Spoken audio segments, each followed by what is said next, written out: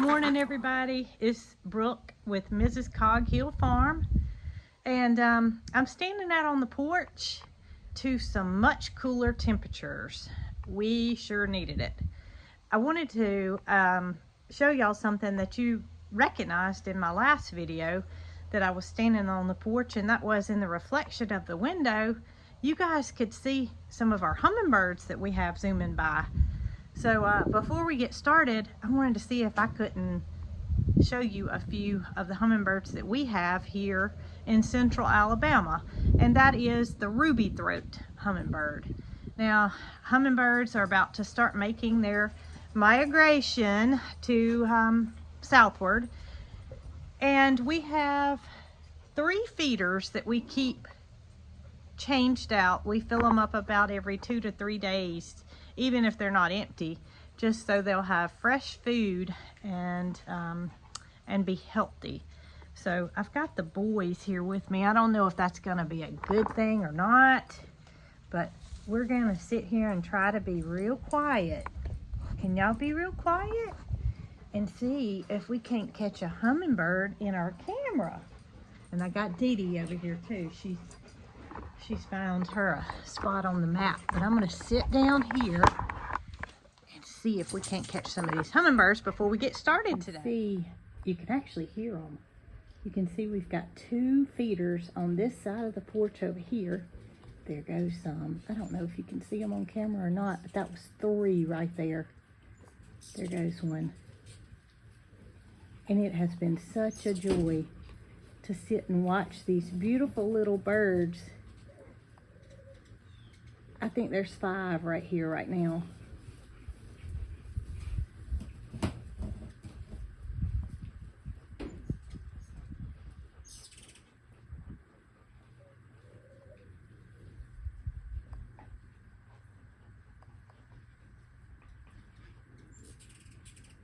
Marycarl just loves them, and she takes care of filling up the feeders as well as making their sugar water and keeping the feeders clean, because that's a big part of supplying nectar or food for your hummingbirds, is keeping those feeders clean. If you let mold and build up, it'll actually ferment to the point where you could potentially it could be life-threatening to the hummingbirds. So Marycarl does a good job at keeping those hummingbird feeders filled up. I thought we could get a close-up of one, but they're buzzing around so fast.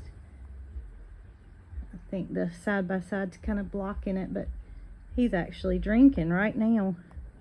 Actually, it's a she. You can distinguish the males from the females in the ruby throat, because the males actually have a red throat. And there's different types of hummingbirds throughout the United States, depending on your region. Oh, I've enjoyed them so much. And I hope you guys enjoyed seeing these beautiful little birds at our feeder.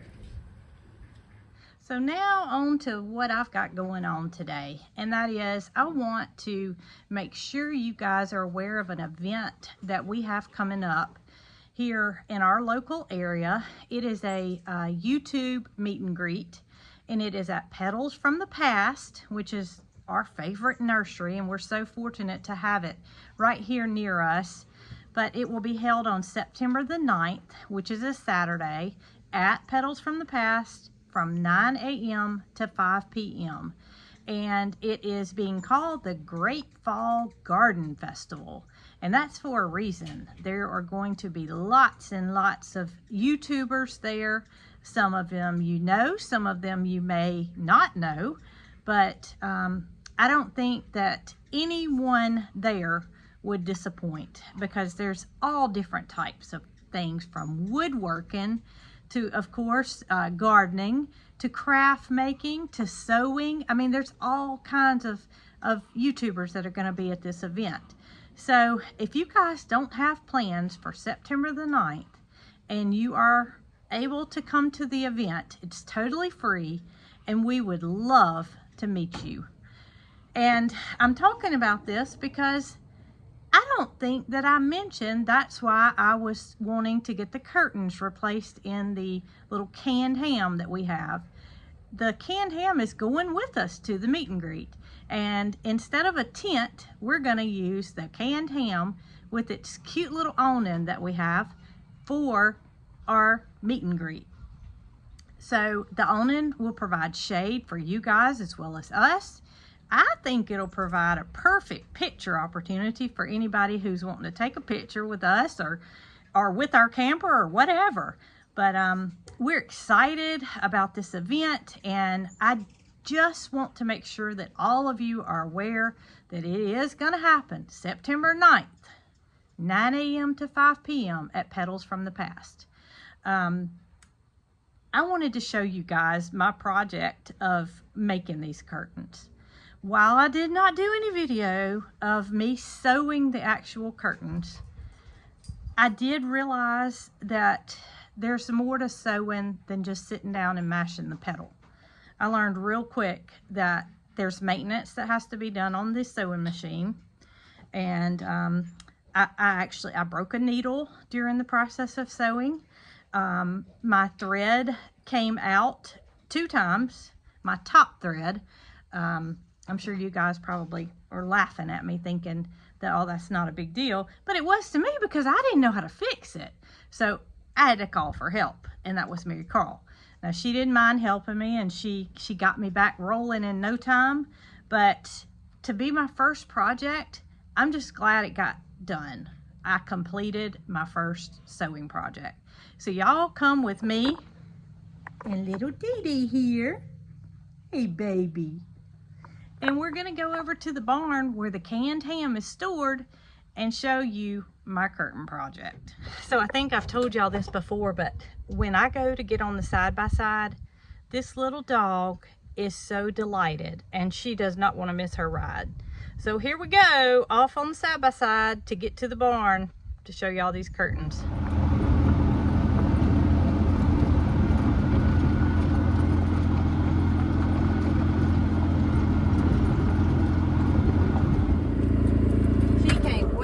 To the barn. This is her favorite place. Girl, you ready to go in and see those kitties?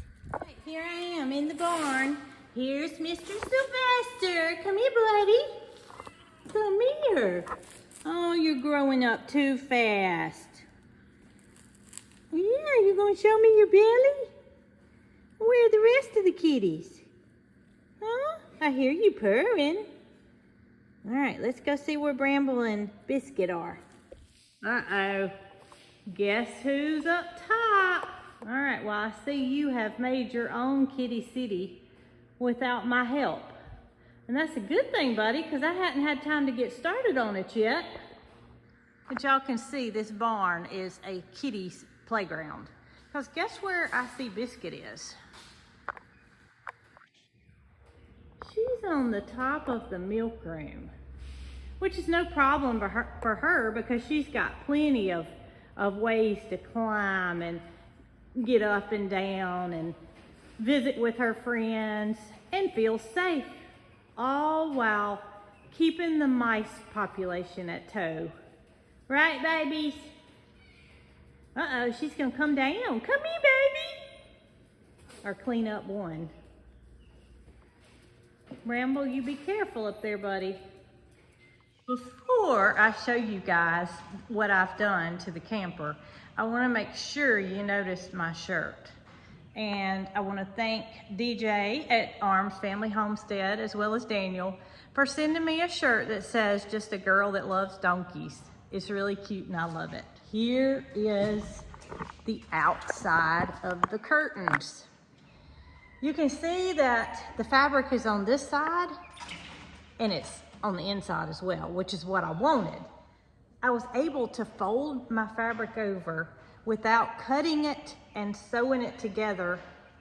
I don't really know how to explain this except for So Charming Quilt Shop showed me an easy way to double my fabric without me having to cut out each individual square. So I did just that and made my curtains double-sided.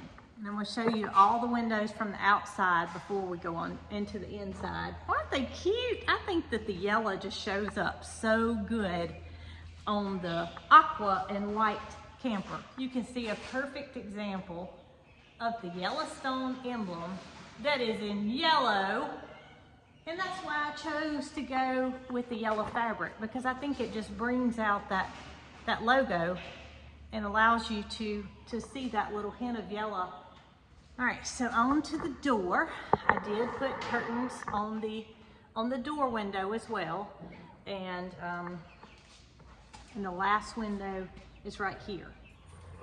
All right, so I've got a light shining into the camper. I hope this is enough that you guys can see the curtains. But this is what I meant about being double-sided. The fabric's on the front, the fabric's on the back. And I just simply did a little stitching around all 4 edges. And I made a rod pocket for my rod here to go into. And I'm very pleased with the way they turned out. While my stitching is not perfect, I didn't expect it to be. Did you, Sylvester? Okay. You want to be able to see out, don't you, buddy? Nobody wants to have their curtains closed up. Yeah, Bramble joined you. And the same thing on the back window. I just made them to where I could pull them aside and open and see the bright light shining through on all of these cute little windows. No, buddy. I'll end up having to make cushions, and that's out of the question. I had somebody do these many years ago, and I want to keep these in as good of condition as possible, because that's not something that I can turn around and do. But the little cute little ceiling that we did many years ago with the clouds on it, the front of the camper, we just used the little, I guess you call them ceiling tiles, is what they are. And I used an adhesive to get those up there, and it just kind of makes a backsplash. On the countertops, we used 2x6 pine and just put a poly coating on it to keep those from water from damaging it. We do have a little air conditioner here that really cools the camper down, and it also serves as heat if we were to be camping in the winter. And some cute little cabinets with some little accented blue knobs. And keep in mind, we did this many years ago. Have a little refrigerator here that we have magnets on from various places that we've been and that we enjoy. Now, some of them you guys have sent us, but there are a few that we have visited as well. And then we have the little air vent that we decided to paint yellow that kind of resembles the sunshine. So I'm happy to have the canned ham camper complete to go to this wonderful event that's about to happen. And this is the door that goes into the camper, and you can see that it's painted pink. And it's not just any kind of pink paint. This is chalkboard paint. So what I was thinking is we could use this maybe as a photo opportunity. The door opens up right here, and it'll actually lock in place there. And we could use this for a photo opportunity or photo backdrop at the Petals from the Past Great Fall Garden Festival that we hope to see you guys at very soon.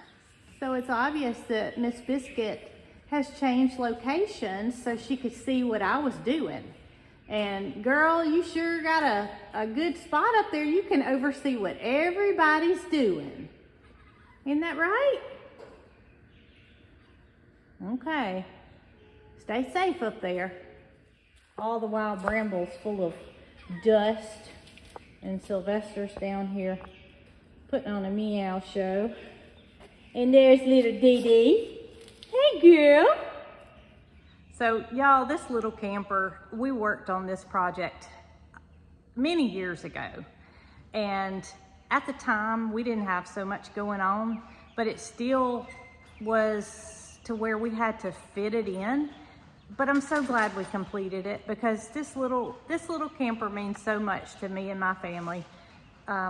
we love the size of it. I mean, it's what, 12 foot long. It's a 1964 model. It's got our blood and sweat in it from us redoing it, gutting it. And I have to show y'all some pictures of what it looked like when we initially picked it up from the hunting camp. I mean, it was rough. Jason really didn't see the potential at the time. He was willing to give it a shot, which was all I wanted to hear at the time, because I wanted to redo it and I wanted to make it to where it was usable. We have had lots and lots of fun with this little camper. Oh, boys. I knew y'all wouldn't be far behind, sitting out here waiting on us to get finished. Boy, oh boy, you can really see how little Dee Dee is compared to these big old giant dogs that, by the way, they've just hit 9 months old by my calculations. So I don't know how much they weigh, but I know that they're getting big, really big. Boys, y'all sure are a joy to have around. Dee Dee too.